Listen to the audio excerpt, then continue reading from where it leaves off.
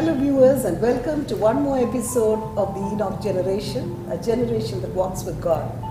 We have with us in our studios today Pastor Joshua Praveen, and he's going to continue to tell us about his wonderful walk with God. So Pastor, after you took your decision to come into full-time ministry, where you had a choice between going back into the secular or walking with the Lord full-time, how did your journey continue from there? No, after then, after the Lord clearly speaking to me through that man of God, I really said no more turning back. No matter what it is, let God lead me there. And but the beauty is those days were the best days, the initial days of my life that I started with God, because that is where you start to see such realistic works of God upon your life. Wow. Because when I entered into full time, I knew that I didn't have a penny. Okay. I still remember there was this day that I always have this habit after eating lunch, I should have a sweet. So I think most of us have this habit. oh yes. So and I didn't have a rupee to buy a sweet. Okay. Even a 25 rupees, 25 pice I didn't have. That's how it was. So I was so irritated. I was asking God. I said, Lord, I walked into what you have called me. Now, is this what you're going to do with me? And I really felt in my heart the Lord saying, pray for it. I really couldn't take it now. I said, even for a 25 pice chocolate, should I pray? Yeah, sometimes we kind of compartmentalize our lives. We say, Lord, this I can handle. This major decision come in. Yeah. The minor stuff I can handle. But Yeah. God teaches us that Yeah. even the minor stuff we need Him. So true. So that day I said, Lord, I want you to show up.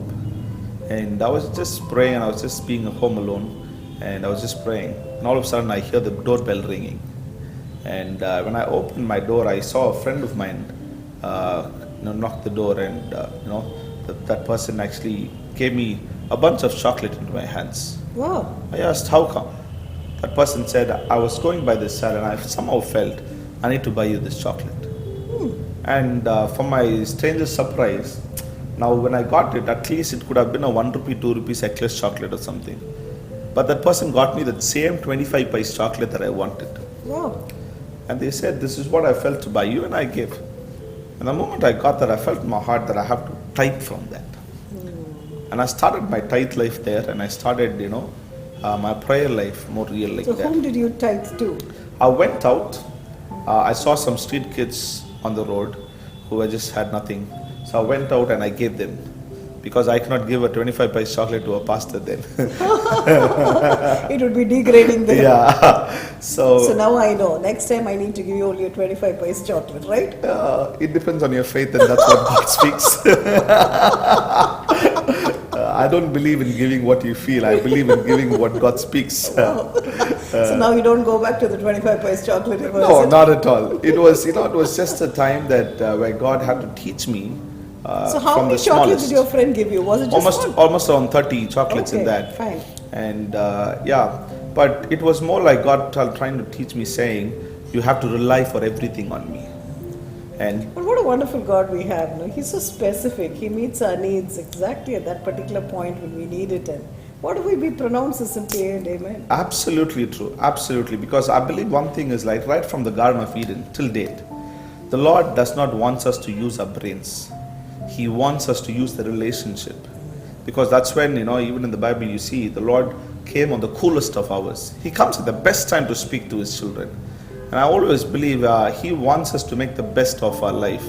And that would happen only when you rely with Him. And Rest in Him, the coolest of time, a time where you rest True. and He's able to speak. And absolutely, have His way. absolutely. So, that was a season where God was teaching me to say to depend totally. Because till then, since I had a lot of money, I knew how to get things done by my strength. But that was the season the Lord was trying to teach me. The strength is not needed, your money is not needed, nothing is needed. All that I need is you just obeying what I want you to do. And it was something that really, was changing my existence. so of I think doing. your concept of the Lord trying to pull things away from you would have changed by then. When He said that I don't need anything else but I need you. Yes, totally. That's when I understood a lot of things, and I started depending totally. from the 25 pies chocolate to everything that I needed in life and ministry. Because the moment I came into full-time ministry, not that I didn't have I didn't have a stage, I didn't have like 10 people following, nothing. In fact, I believe you should not have. Yes. If you come into ministry and if you feel the Lord is called, you should have a season to sow, to spend some time what God wants you to do. And I thank God that was a season where I was investing my time with my brother. And he was a hard person. He was training me very hard because I would organize to everything, right from bathroom cleaning to poster fixing up on the streets, everything. In fact, I still remember there was this day that my brother had a worship concert where his face was on the front of the pamphlet and the whole other team members' faces were behind the pamphlet. It was a team ministry then. So even my face was there. So I was standing in the street and giving pamphlets. And all of a sudden this person on the street saying, "Is that you on the pamphlet?" And I didn't know what to say, whether to feel good or to feel bad. So you didn't know what they were implying either. Yeah. But I told myself, this is what the ministry that God has trusted and given me. And I have to be faithful. I'm telling you, I've stood outside girls' colleges to give handbills, where girls will stand and laugh at you and mock at you. But one thing that I knew, ministry cannot be led by what people are looking at you. Ministry has to be led by what God is doing and wants you to do through you. So I was just doing that particular season almost around for 3 years. Okay, I just want to interrupt you here. So you were leading a total thug life when you were younger.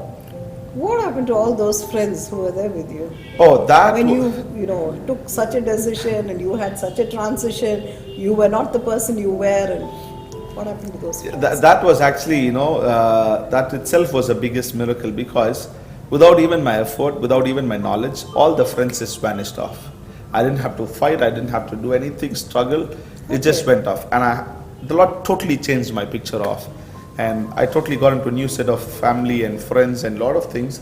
And in fact, I'm telling you, those days was totally like, how I need to say is, if somebody would beat me 10 times, my heart would say, you beat me 10 times, it's okay. But I will make sure that I will hit you once and you'll remember me for your lifetime.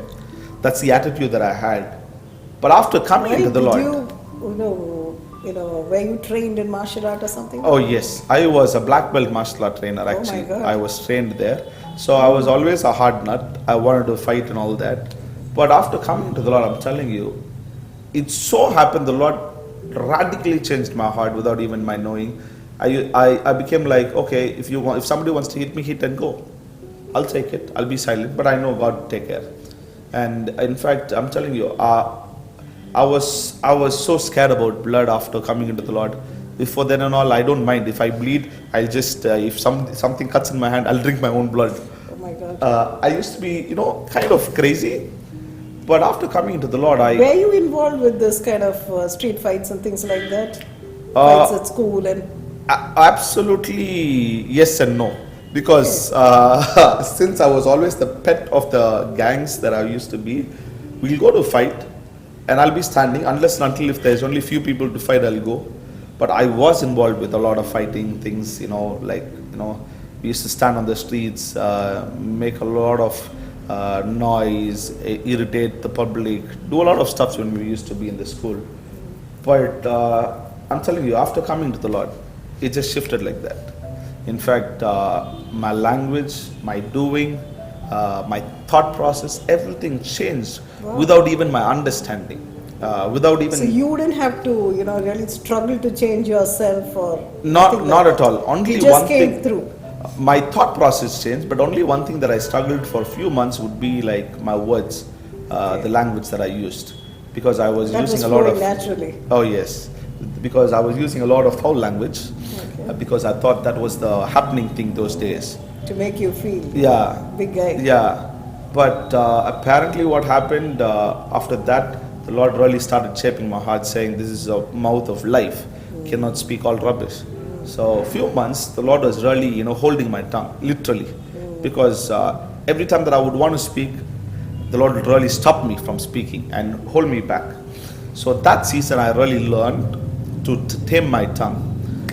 because I was really, in a place where God used to tell me that this is the mouth that I want to use. And I don't want you to use this mouth to all filthy stuffs. I want this to be clean. And that was a conscious decision that you had to take. Yes, absolutely. So that was the only thing that I went through. But after then, it's like there was a season where the Lord trained me. Because after me getting to know that I have a prophetic call, now I wanted to pursue what is it all about. But apparently, first 3 years of my ministry, I never pursued it. I was so busy of helping my brother's ministry, doing. But by then, I knew what is the prophetic ministry is all about, and all this stuff. Does your brother operate in the prophetic? He does operate in the prophetic. In fact, whenever I go and ask him, my brother has this one saying prophetic is all about, it cannot be taught, it has to be caught. I don't know, it was this one saying that he liked it a lot. So whenever you've been watching him operate in the prophetic, and I've gone and asked him, how is it to prophesy, or what makes you to prophesy? So and you thought that you could just get it out of him and you could continue with it. Yes. Because I also wanting to know what is that all about. But I guess my brother was putting me into a spot saying, first get into the word, spend time there, and walk with God, then the prophetic can work and all that. But I knew there was this particular time the Lord fixed me up with this prophet from Nigeria. Okay. So he came for a month and I was helping him in ministry. Those were the days I used to be the driver, I used to be the cleaner, I used to be everything in ministry. So, and I loved, because that's where you learn a lot of things. Yes. You associate with a lot of personally with the men of God. So I was helping him around and all that. So one fine day I remember I took him to a college, and I was standing with him, and the meeting got over, and all of a sudden there's this person walks up to me and he says, "You're just wasting time," and that's what the Lord wants to tell. And I got so irritated when this guy speaks it and goes. Another few minutes, because you felt you were so busy doing so many things. Absolutely. Another person walks up and says, "The world is waiting for you." And I'm like, what's happening here? And I'm telling you, on that day, almost 3 to 4 people were prophesying. It was so funny. And there's this other person walks up to me saying, "The Lord has called you as a prophet, but what are you doing?" So I knew the Lord is pulling my attention, and I'm busy doing something for the Lord, but not doing what He wants. So I was really stuck. So sometimes we literally get caught. Into this cycle, and we think that this is what God has for us, and we don't think that God can operate in a different way, or move us from this spot to another. No, a lot of times I feel we are so caught up in doing, but not in being what He wants us to be. Exactly. Because in fact, off late in this season, I've been hearing a lot of people saying, "I will," the verse which says that you will do more greater things than what I've done. We catch this one phrase and say the Lord Jesus wants us to do more than what He has done. Apparently, the problem is not that. The problem is, if we could learn to be like Jesus, who would listen to the Father's voice and just do what the Father did in heaven, and if we could be like that, we will do more than Him. But apparently, we are so busy trying to overdo Jesus, but we don't even do what we need to do. So emulating Jesus in our lives is what is the crux of the matter. Absolutely. And the rest simply follows. Absolutely. So that particular time when the Lord was trying to pull my attention, I went to this prophet, I sat with him, I said, "Listen, I need help." I said, "I don't know what's happening in life, and I knew this is happening." And he sat down and he spoke to me some things, and he said, "I want you to start praying, and I want you to spend time with God." And he prayed over me, and he said, "From now you would operate in what God has called." And I just obeyed, and I said, "Lord, I'm going to pray." I'm telling you, the moment I said yes to what God wants me to do, without my knowing, I started hearing God. Because until then, I was not opening myself to the place where God wants me to open up. The moment I said yes, I started hearing things. But the thing is, I couldn't go tell my brother that I've started hearing, because he is a hard man. So there was this one fine day that I was in a meeting, and there was this man constantly talking with my brother, because I'll never forget, because that was the first time I ever heard God when my brother was there. So when he was there and he was constantly talking, there are a lot of people who are waiting for prayer, and this man was talking constantly and not allowing others to pray. And all of a sudden I heard God saying, tell that old man, he has blood sugar, and if he's going to shut his mouth now, I'm going to heal him. Wow. When I heard that, I got freaked out. And my brother was staring at me, knowing not what to do. And I asked my brother, can you just give me a minute? The moment I heard, the moment I asked him, he said, okay, do what you want, because I'm not able to get rid of this man. He's disturbing. I looked at him and I said, uncle, can I tell you one thing? You have blood sugar. He said, yes. Shut your mouth, God is healing you. When he heard that, he was just pinned up silence. And I knew that God was dealing something, and my brother was shocked. He said, how do you know that? I said, relax, I don't know. All that I knew, I felt in my heart that God wanted to tell him. And when he prayed, he got healed. And that's when my brother started watching. After then, what happened is I started going to all his meetings. And whenever he used to prophesy or speak, I'll always ask God, talk to me the next thing what you want to talk, before he would tell it. Because I wanted to know that this is God speaking or me speaking. Okay. So every time when he would prophesy something, just a few seconds before, I would have known it already. Wow. So for me to know that it is already that, I used to enjoy, because now I know that Daddy is talking to me. So I started getting to this place where, I started loving hearing Daddy's voice. And it's not about prophesying, it's about hearing Daddy. Because a lot of times when we move in the prophetic, what we feel is being accurate. It's not about accurate, it's about hearing Daddy's voice. So this was a self-training that you were giving yourself? Yes, absolutely. Because it's not about proving somebody. Prophesying or hearing Daddy is not about proving somebody.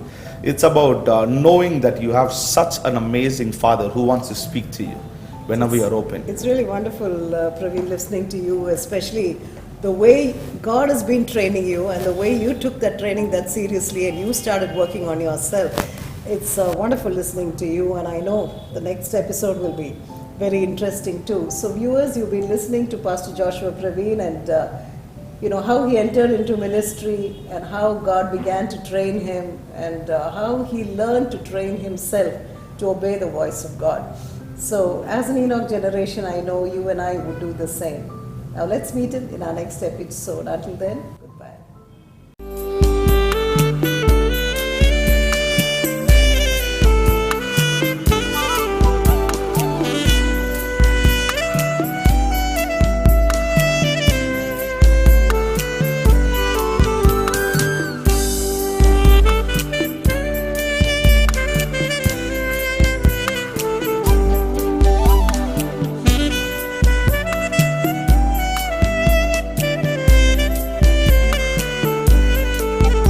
என்னை காண்கிற கண்கள் நேசருடையது,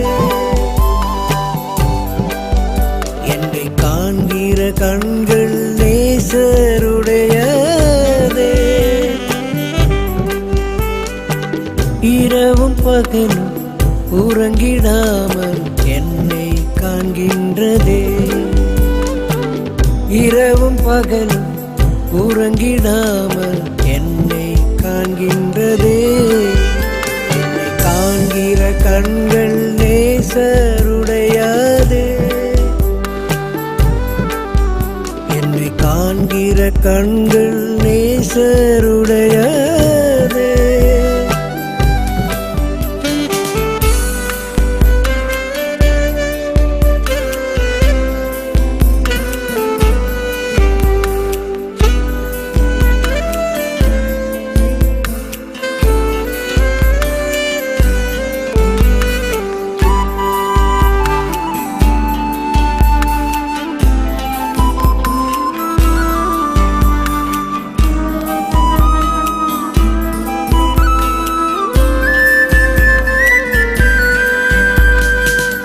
வனாந்தரத்தில் என்னை கண்டதே, வறண்ட தேகத்தையும் பார்த்தது, வனாந்தரத்தில் என்னை கண்டதே, வறண்ட தேகத்தையும் பார்த்ததே, கூக்குரலை மாற்றும்படியாய் நீருற்றை தந்ததே, என் கூக்குரலை மாற்றும்படியாய் நீருற்றை தந்ததே, என்னை காண்கிற கண்கள் நேசருடையது, என்னை காண்கிற கண்கள் நேசருடையது.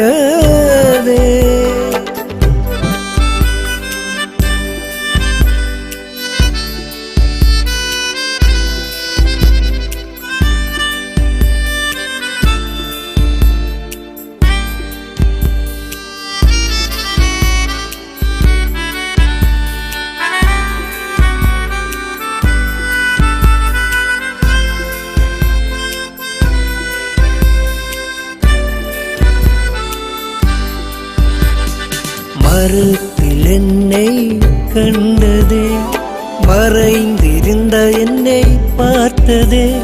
மறுத்தில் என்னை கண்டதே, மறைந்திருந்த என்னை பார்த்ததே. என் வாழ்க்கை மலரும் படியாய் ரட்சிப்பை தந்ததே. என் வாழ்க்கை மலரும் படியாய் ரட்சிப்பை தந்ததே. என்னை காண்கிற கண்கள் நேசருடையதே. என்னை காண்கிற கண்கள் நேசருடையதே.